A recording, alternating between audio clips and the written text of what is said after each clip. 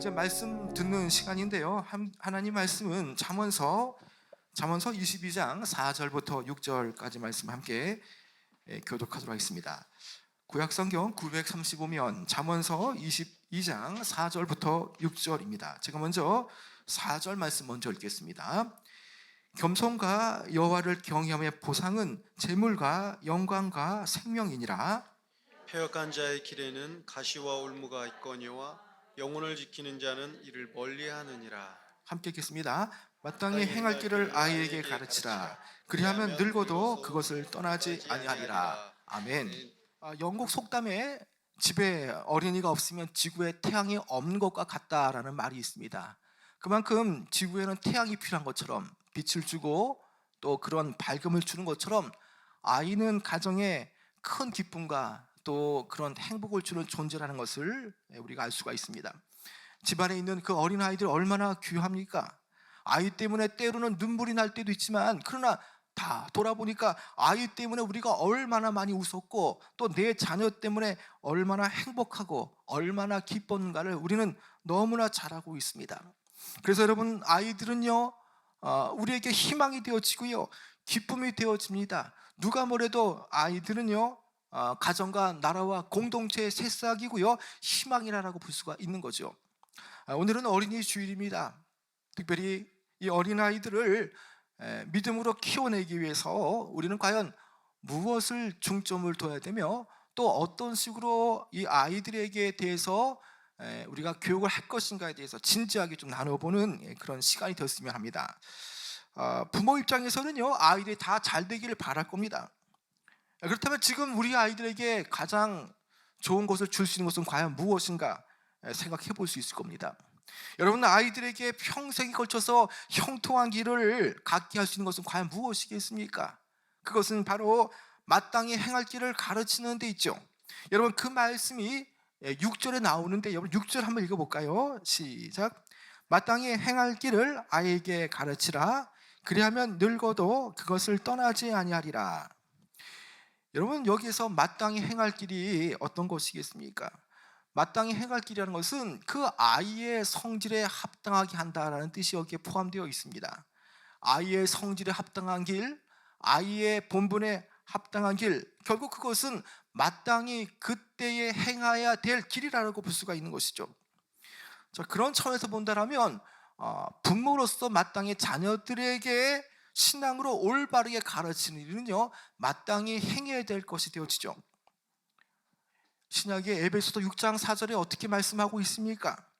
또 아비들아, 너희의 자녀를 노엽게 하지 말고 오직 주의 교훈과 훈계로 양육하라. 여러분, 이 말씀을 보게 되어지면 앞부분은요 아이들을 노엽게 하지 말라라고 말씀합니다. 터무니없이 잘못된 것을 가지고 아이를 노엽게 하지 말라고 말씀하고요, 그 후반부에는 주의 교훈과 주의 말씀으로 아이들을 훈계하라라고 말씀하고 있습니다. 여러분 이 말씀을 우리가 대하면 결국 부모로서 해야 할 일은 참 많지만 그러나 무엇보다도 중요한 것이 있다는 것을 알 수가 있죠. 그것은 주의 말씀과 교훈으로 자녀들을 양육하는 것, 자녀들을 가르치는 것, 이것이 너무나 중요하다는 것을 우리는 알게 되어집니다. 자, 그렇다면 이 아이들을 어떤 식으로 어떤 사람으로 양육하고 가르쳐야 되겠습니까? 여러분, 그것은 아이가 어릴 때부터요 하나님을 경외하는 사람으로 양육시켜야 한다는 겁니다. 성경은 언제나 하나님을 경외하는 것을 강조하고 있지 않습니까? 여러분, 그 내용이 여러분 6절과 연결하여서요 4절에 그 내용이 나오는데 여러분 4절 한번 읽어볼까요? 시작. 겸손과 여호와를 경외함의 보응은 재물과 영광과 생명이니라.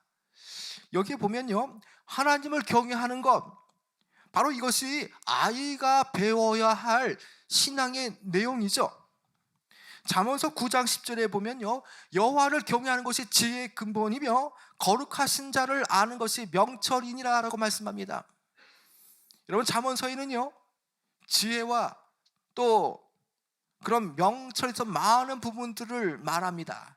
특별히 여호와를 경외하는 것이 모든 지혜의 근본이 되어진다라고 말씀하고 있다는 것이죠. 여호와를 경외하는 거기서부터 지혜가 싹트고요, 지혜의 근본이 되어진다라고 말합니다. 동시에 거룩하신 자를 아는 것이 명철함에 이른다라고 말씀하고 있다는 것이죠. 여러분, 또 이와 비슷한 말씀이 전도서 12장 13절에 또 이렇게 말씀합니다. 여호와를 경외하는 것을 사람의 본분이라고 말하는데요, 이 12장 13절의 내용을 보게 되어지면 일의 결국을 다 들었으니 하나님을 경외하고 그 명령을 지킬지어다, 이것이 사람의 본분이니라 라고 말씀합니다. 여러분, 전도서의 기자는 오랜 시간 동안 인생을 돌아봤습니다. 그리고 여러 사람들을 목격하며 또 일생을 다 살았던 이들에게 많은 질문들을 하며 또 하나님과의 그런 교제 속에서 많은 것들을 터득하게 되었습니다. 그것은 무엇입니까? 결국에 일의 결국을 들었는데 그것은 하나님을 경외하는 것, 그 명령을 지키는 것이 무엇보다도 사람의 본분이 되어진다라고 말씀하고 있다는 것이죠. 이것저것 다 해야 할 것이 많습니다. 그러나 하나님 볼 때에 정말 사람의 본분은 하나님을 경외하고 그분의 명령을 지키고 따르는 것, 이것이야말로 사람의 본분이라고 말씀하고 있는 것이죠. 여러분, 어찌 보면 부모의 주된 역할은요, 아이에게 사람의 본분을 가르치는 것, 즉 하나님을 경외하고 그분의 말씀을 청종하도록 하는 것, 그것이야말로 아이들에게 사람의 본분으로서 그것을 가르치는 내용이 되어집니다. 어찌 보면 신앙의 교육이라는 것은요, 하나님을 경외하는 법, 사람의 본분으로서 어떻게 살아갈 것인가에 대해서 가르쳐주는 아주 총체적인 과정이라고 볼 수 있는 것, 바로 그것이 신앙 교육이라는 거죠. 여러분, 다시금 우리가 4절로 돌아가게 되면요, 지금 4절에 여호와를 경외하는 그 부분에 대해서 이것이 사람의 본분이라고 말하는데요, 결국에는 왜 4절 앞부분에 보면요, 겸손과 여호와를 경외하는 내용들을 지금 병렬을 이렇게 지금 나타내고 있습니까? 여러분, 그것은요, 겸손과 여호와를 경외함이 아주 동떨어진 의미가 아니라 겸손이라는 것은 여호와를 경외할 때 나타나는 것이기 때문에 이것은 어떤 부분에서는 여호와를 경외할 때 나타나는 표지라고 말하고 있다는 것이죠. 여호와를 경외하게 되어지면 하나님을 의지하고 하나님을 따르는 사람은 당연히 겸손해질 수밖에 없습니다. 하나님을 경외하는 자는 늘 하나님을 의지하기 때문에 하나님 앞에 날마다 겸손하게 설 수밖에 없다라는 거죠. 여호와를 경외하는 자가 어떻게 거만하고 교만할 수가 있겠습니까? 늘 자신의 부족을, 자신의 죄를 인정하기 때문에 결코 그러한 사람은요, 교만하거나 자고할 수가 없다라는 거죠. 날마다 하나님을 의지하고 모든 상황 속에서 하나님의 도우심을 덧입기 때문에 그는 결코 하나님을 경외하는 그 사람은 일생 내내 교만하거나 자고하거나 하지 않는다는 것이죠. 하나님을 경외하기 때문에 날마다 하나님을 의지하고 하나님만을 바라보고 살아가게 되어진다는 것이죠. 여러분, 그런데 이처럼 이 4절에 겸손과 하나님을 경외하는 그런 모습을 가진 자에게 주시는 하나님의 보상이 뒤따른다고 말합니다. 여러분 4절 하반절에 보면 하나님을 경외하는 자가 하나님께 받게 되어질 보상은 과연 어떤 것이겠습니까? 여러분, 4절 끝절에 보면요, 무엇입니까? 여러분, 그것은요, 재물과 영광과 생명을 보상으로 받게 되어진다는 거죠. 하나님을 경외하고 의뢰하는 겸손한 자는요, 이 땅을 살아갈 때에 현세에 누리는 축복을 얻게 되어집니다. 그것은 재물이고요, 그리고 영광을 받게 되어지는 겁니다. 여러분, 그런 일생의 그런 현세에 누리는 축복뿐만 아니라 내세에는 그가 또 어떠한 것을 보장받게 되어집니까? 여러분, 그가 죽은 뒤에는 왕성한 생명력, 천국의 그 영생을 보장받게 되어진다는 것을 말하지 않습니까? 하나님 앞에 겸손한 의인들, 하나님 앞에 늘 하나님을 경외하는 마음으로 주님 앞에 다가서는 자들에게는요, 주님으로부터 받는 영적인 육적인 축복이 있다는 것을 말해주는 것이죠. 여러분, 혹 우리가 부모들 입장에서 자녀들을 돌아볼 때에 공부를 잘 못 시키고 또 자녀들의 공부에 대해서 뒷바라지하지 못했다는 그런 어떤 자괴감이 들 때도 있을 겁니다. 여러분, 그러나 중요한 것은요, 그런 것을 잘 못했을지라도요, 지금 오늘 이 말씀처럼 사람의 본분이 되게 되어지는 하나님을 경외하고 하나님을 아는 것에 대해서 가르치기만 하면요, 결코 그 인생은, 또 그 자녀 교육은 결코 실패한 것이 아니라는 겁니다.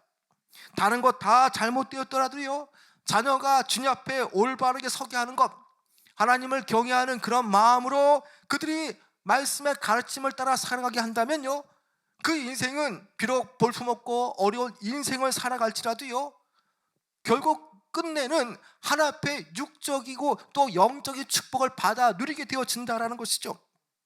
여러분, 바로 이 4절의 말씀이요, 이것을 증명하고 있다는 겁니다.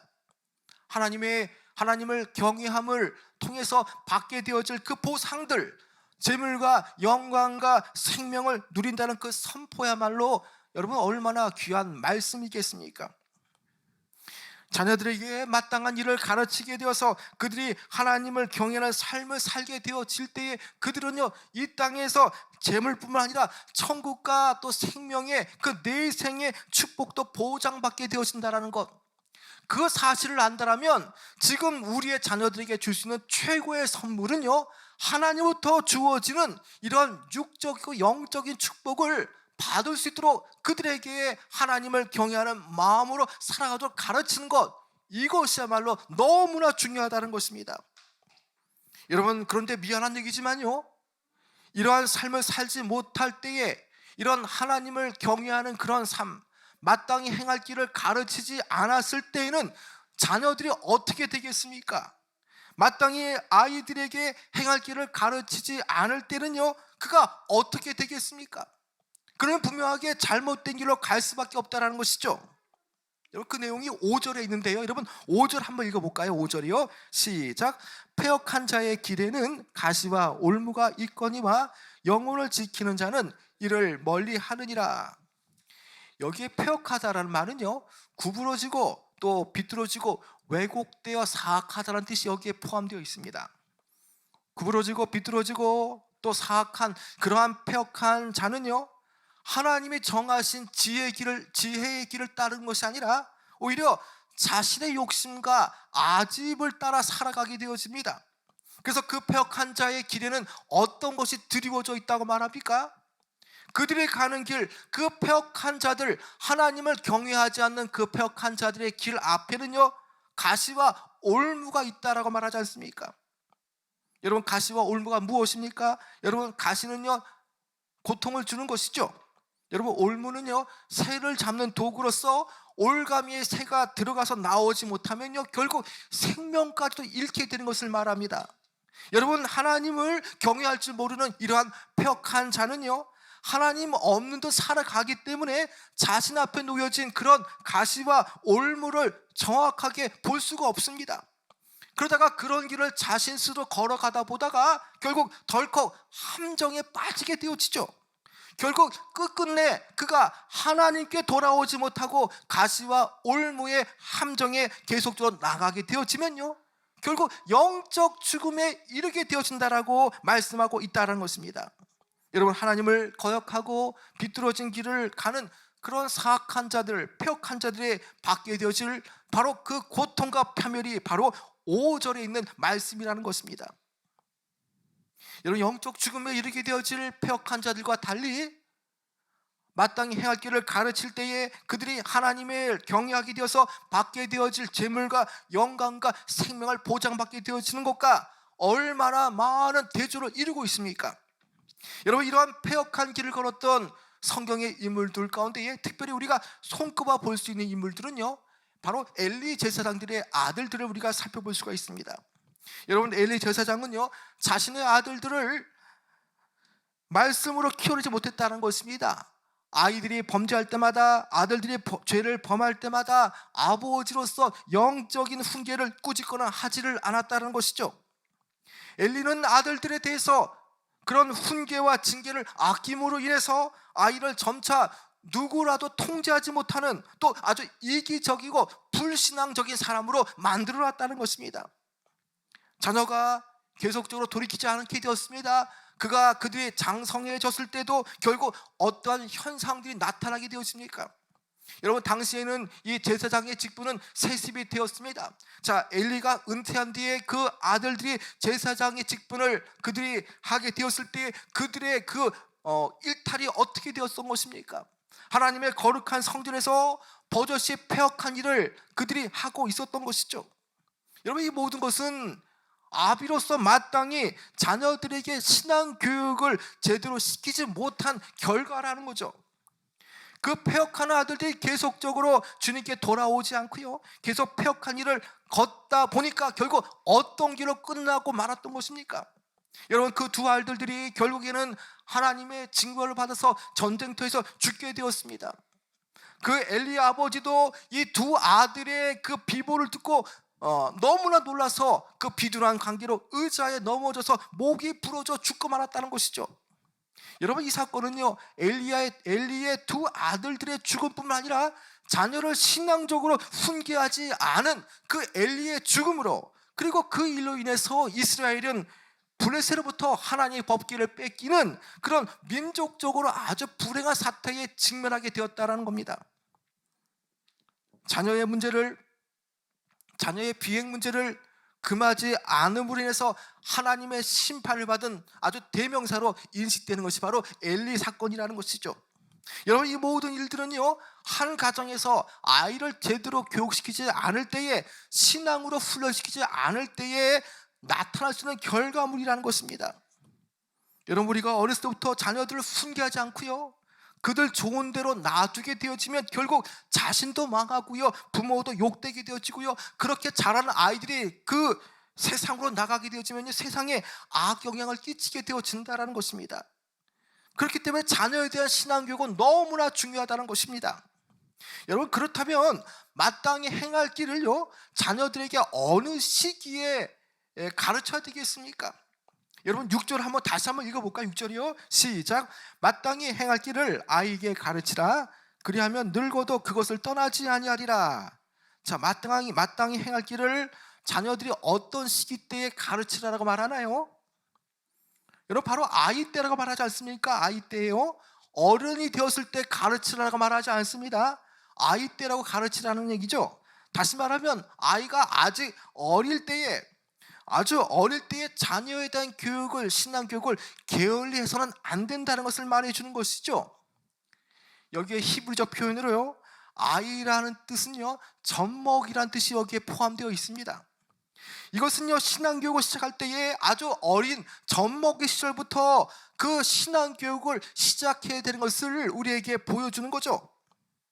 이 가르치다라는 이 히브리어 어원상의 뜻을 보게 되어지면요, 이 가르친다는 것은 마치 젖먹이에게 말씀을 떠먹이듯이 정성스럽게 가르치는 것이고요, 또 그 가르치는 목적은 주님 앞에 바치기 위해서 마치 훈련시킨 것처럼 그 아이를 주님께 맡기듯이 교훈시킨다라는 것입니다. 이러한 대표적인 예가 우리는 사무엘을 통해서 볼 수가 있습니다. 여러분, 성전에서 자녀가 없이 무자했던 그 한나의 기도를 여러분들은 많이 들어보셨을 겁니다. 여러분, 한나는요, 아이를 얻게 되어지고 사무엘을 얻게 되어지는 그 순간부터 그녀는 성전에서 아이를 믿음으로 하나님께 전심으로 가르치고 훈련시키며 하나님께 바친다는 마음으로 신앙교육을 시켰던 인물입니다. 한나의 기도의 내용처럼 아들 사무엘을 전심을 다해서 하나님을 쫓는 그런 의를 행하는 자로 양육함을 통해서 그 자녀가 형통한 삶을 살게 하고, 그로 인해서 하나님의 나라의 일꾼을 쓰임받는 그런 인물이 되게 하는데, 바로 한나의 교육과 한나의 기도가 큰 일을 감당했다는 것입니다. 여러분, 신앙교육도 이와 마찬가지라는 것입니다. 여러분, 그런데 오늘 이 본문의 말씀처럼 왜 일찍부터 아이들에게 신앙 교육을 해야 되겠습니까? 여러분, 일찍 신앙 교육을 시작해야 되는 이유는요, 인격이나 신앙이란 것은요, 어릴 때부터 잡아주지 않으면 그것은 평생에 그 왜곡된, 장성한 뒤에는 왜곡된 상태로 고정될 가능성이 있기 때문입니다. 여러분, 나무를 키워보신 분이 있다면 나무를 언제 키워야 되는지 잘 아실 겁니다. 여러분, 나무를 제대로 가꾸기 위해서는요, 그 나무는 클 때 나무를 사는 것이 아니라 아주 어릴 때에 그 나뭇가지가 연하고 또 어릴 때에 그 나무를 사서 기른다라고 말하지 않습니까? 나무가 어릴 때는 쉽게 구부러진 부분을 펴줄 수 있습니다. 나뭇가지가 불필요할 때도 그 곁가지를 이렇게 쉽게 잘라줄 수도 있습니다. 여러분, 그러나 나무가 커져 버리면요, 그 나무가 장성해져 버리면요, 굽어진 부분들 또 잘못된 부분들을 이렇게 바르게 할 수가 없다는 겁니다. 이미 굳어졌고요, 이미 방치되었기 때문에 그 다 커져버린 나무를 바른 모습으로 이렇게 있거나 또 펴줄 수가 없다라는 거죠. 여러분, 이것은 신앙교육도 마찬가지라는 겁니다. 여러분, 장성하고 머리가 커지면 신앙교육을 하기가 쉽지 않다라는 겁니다. 마음과 생각이 굳어버린 그 나이에 과연 무엇을 바꾸기가 쉽겠습니까? 여러분, 그래서 아이들의 신앙교육은요, 아주 어릴 때부터, 또 손주들의 신앙교육은 아주 어린 아이 때부터 머리가 더 커지기 전에 조기에 신앙교육을 시켜야 되는 것이죠. 여러분, 그래서 신앙교육은요, 빠르면 빠를수록 좋다라는 겁니다. 여러분, 우리는 교회 역사를 통해서 이렇게 조기에 신앙교육을 시켰던 그런 많은 인물들의 모습들을 우리는 면면히 살펴볼 수가 있습니다. 교회 역사를 보면요, 위대한 그 신앙의 그 어떠한 지점에서 큰 역할을 감당했던 많은 신앙인들이 나타나고 있지 않습니까? 여러분, 그런 사람들의 공통점은 물론 여러 가지가 있지만요, 그 공통점 가운데 하나는 아주 어릴 때부터 부모님으로부터 신앙교육을 제대로 받았다는 겁니다. 사도 요한의 제자이며 초대교회 교부로 불리는 그 폴리갑, 여러분, 폴리갑은요 9살 때 신앙교육을 받았고요, 그리고 미국 청교도의 후예라고 불릴 수 있는 조나단 에드워즈, 바로 미국의 제1차 영적 대각성 운동을 주도했던 이 조나단 에드워즈는요 7살 때부터 부모님으로부터 신앙교육을 제대로 훈련받았다고 말합니다. 그리고 여러분, 감리교의 창시자 요한 웨슬레, 그가 말했던 아주 그 훌륭한 그 명언이 뭡니까? 전 세계는 나의 교구다라고 하면서 전 세계를 다니면서 복음을 줬던 요한 웨슬레. 요한 웨슬레가 어떤 극적인 회심을 하는데 터닝 포인트가 되었던 그런 인물은요, 바로 모라비안 운동의 그 진젠도르프 백작이라는 겁니다. 여러분, 진젠도르프 백작 때문에 요한 웨슬레가 나타나게 되어졌다는 것이죠. 그런데 여러분, 진젠도르프 백작이 여러분 4살 때에 어떤 고백을 하신지 여러분 아십니까? 이런 고백을 했습니다. 어떤 글에, 사랑하는 구세주여, 당신이 나의 것이 되고 나는 당신의 것이 되기를 원한다는 그 글에 4살이라는 그 자기가 봐도 너무 어린 그 나이에 그는 자신이 그 4살 나이에 주님 앞에 헌신하겠다고 사인을 했던 그런 모습이 있었다는 것입니다. 여러분, 그뿐만이 아닙니다. 여러분, 청교도 혁명 이후에 또 청교도 신앙운동 이후에 그 오랜 시간 동안 영국의 신앙이 다 죽어가는 그 상황 속에서 다시 한 번 더 부흥의 발화점을 발휘했던 찰스 스펄전 목사님은요 무려 12살 때에 영적으로 각성하여서 그가 신앙생활을 하면서 주님 앞에 헌신했다고 말하지 않습니까? 여러분, 이런 것을 볼 때 기독교의 많은 위대한 인물들은요 아주 일찍부터요, 어린 시절로부터요 부모를 통해서 주님을 영접했고요, 또 하나님께 헌신한 것을 볼 때에 부모의 그 조기의 신앙교육이 얼마나 중요한가는 우리가 제3 강조해도요 지나침이 없다라는 것입니다. 여러분, 또한 여러분 6절의 말씀을 또 한번 보면요, 6절의 내용을 보면 자녀 교육의 결과가 나와 있습니다. 여러분, 6절 다시 한번 읽어볼까요? 6절이요, 시작. 마땅히 행할 길을 아이에게 가르치라. 그리하면 늙어도 그것을 떠나지 아니하리라. 자, 여러분, 마땅히 행할 길을 아이에게 가르치면 늙어도 어떻게 된다고요? 여러분, 그렇죠, 그것을 떠나지 않는다라고 말합니다. 여러분, 마땅히 행할 길을 가르친다라는 것, 즉 다시 말하면 하나님을 경외하는 법을 가르치면요 아이들이 성이 되어서도요, 심지어 나이가 먹고 늙어서도요 하나님을 떠나지 않게 되어진다라는 것입니다. 물론 부모의 신앙교육을 받았지만 그러나 커서 청년 시절에 하나님을 떠났거나 또 삐뚤하게 나가는 그런 자녀들도 혹 있을 수 있습니다. 여러분, 그러나 중요한 것은요, 그 부모가 정말 하나님의 말씀대로 자녀를 교육했다면 그 아이가 커서 성숙해질 때는요 반드시 하나님의 교훈으로 돌아올 때가 있다라는 겁니다. 지금은 장년의 때에, 청년의 때에 하나님을 떠나 있지만, 그러나 그들이 인생의 굴곡을 맞이하게 되고요, 고난과 어려움을 직면하게 되어지면 그들이 어머님의 기도 때문에 또 그 주일학교 시절에 그 뜨거웠던 그 신앙의 추억을 깨닫고요, 그 어려운 시절에 하나님의 약속대로 죽게 돌아오게 되어진다는 것이죠. 여러분, 우리는 분명히 이것을 확고부동하게 믿어야 되는 것입니다. 부모님들이 자녀들을 아이 때부터 신앙교육을 시키기만 한다면, 그 신앙교육을 잘 시키기만 한다면 언젠가는 떠났던 주님의 그 자녀들이 반드시 성경의 약속에 근거하여서 돌아올 수가 있다는 것입니다. 여러분, 그러한 예가 어거스틴의 경우에 우리가 살펴볼 수 있지 않습니까? 여러분, 어거스틴은 아주 어릴 때부터 모니카 어머니로부터 신앙교육을 잘 받았던 사람입니다. 그러나 그가 크면서 그가 나쁜 친구들과 어울리게 되었습니다. 그리고 이제는 자신의 정욕대로 이제 곁길로 나가게 되었습니다. 그리고 그가 젊은 시절에 만일교회에 심취하면서요, 이제 하나님을 떠나서 다른 종교에 그가 빠지게 되었습니다. 그러나 마침내 그는요, 하나님께 돌아왔고요, 그리고 시간이 지나서 그는 초대교회 시절에 그 아주 놀라운 일을 감당하는, 교회적으로 큰 역할을 감당하는 그런 영적인 지도자가 되었다는 것입니다. 여러분, 그래서 이런 말 있지 않습니까? 눈물과 기도의 자식은 결코 망하지 않는다는 사실. 여러분, 어거스틴의 어머니 모니카가 어거스틴을 위해서 얼마나 기도를 많이 했는지 모른다는 것입니다. 여러분, 그래서 어릴 때부터 신앙교육을 받고 또 그 부모의 눈물과 기도로 자란 자녀는요, 결코 망하지 않는다라는 것입니다.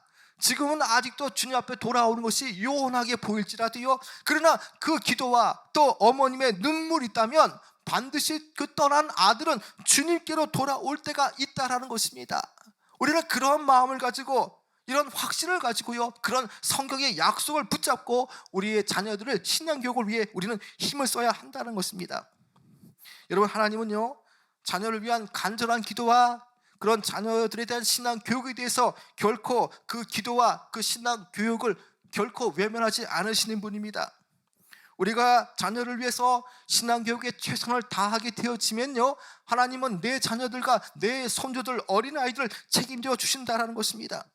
그러나 우리가 자녀에 대한 신앙 교육에 대해서 우리가 소홀히 하게 되어진다면요, 그 자녀들은 이제 더 커지게 되어질 때에 나 자신과 내 가족들에게 속을 찌르는 것처럼 고통을 또 안겨주는 그런 존재가 되어지고 만다라는 것입니다.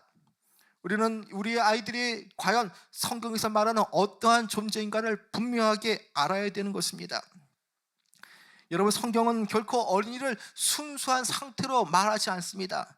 물론 아이의 마음은 성인에 비해서 깨끗하고요, 순수합니다. 그러나 동시에 어린 아이들도요, 그 마음의 좌소 안에는요, 역시 아담과 후손의 그 죄의 본성으로 잉태되어진 그 본질상 진노의 자식이라는 것을 우리는 분명하게 알아야 되는 것입니다.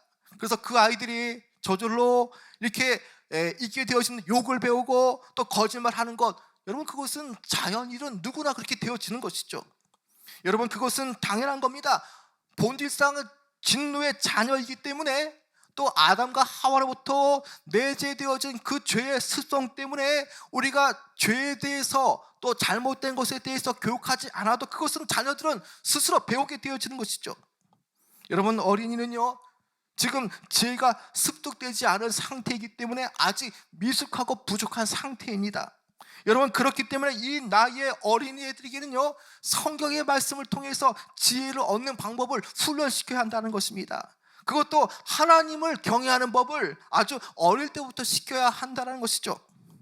여러분, 이것을 안다면 자녀에 대한 신앙 교육이 얼마나 중요한가를 우리는 알게 되어질 것입니다. 여러분, 우리는 어떻게 자녀들을 양육하고 가르쳐야 되겠습니까? 여러분, 우리는 우리 자녀들을 세상의 방법이 아닌 하나님께 바치는 자세로, 그리고 마땅히 행할 바를 어릴 적부터 가르치는 마음으로 힘써야 한다는 것입니다. 그래서 이 아이들이 하나님을 온전하게 경험하게 하고 하나님을 경외하며 하나님의 의를 행하는 그런 이들로서 우리가 그들 향해서 하나님 앞에 형통한 삶을 살게 하고 나라와 민족을 위해서 또 복음의 땅을 위해서 이 아이들이 커서 큰 그런 거목이 될 수 있도록 우리는 그들을 위해서 힘쓰며 그 일을 위해서 우리는 영적인 뒷바라지를 해줘야 한다는 것입니다. 여러분, 오늘 이 말씀을 통해서 마땅히 행할 길이 과연 무엇인가? 또 우리가 이 아이들에게 마땅히 행할 길, 여호와를 경외하고 하나님의 말씀 앞에 순종할 때에 받게 되어질 형통한 삶을 우리가 그것을 알려주게 되어지고 그 자녀들의 그러한 삶을 살게 될 때에 우리의 마음이 얼마나 기쁘게 되어지겠습니까? 여러분, 특별히 어린 주일날 우리가 어린 아이들과 손주들에게 많은 것을 줄 수 없지만 그러나 여러분, 이것 하나만 한다면 우리는 그 아이들에게 큰 것을 주게 되어지는 것입니다. 일생에 정말 형통한 길로 가게 되어지는 것, 마땅히 행할 길로 아이들에게 신앙을 가지도록 하는 것, 그것이야말로 우리가 줄 수 있는, 하나님을 통해서 우리가 아이들에게 줄 수 있는 최고의 선물이 되어지는 것입니다. 이 아이들에게 이러한 영적인 최고의 선물을 줄 수 있는 귀한 여러분 되어지길 축원합니다. 하나님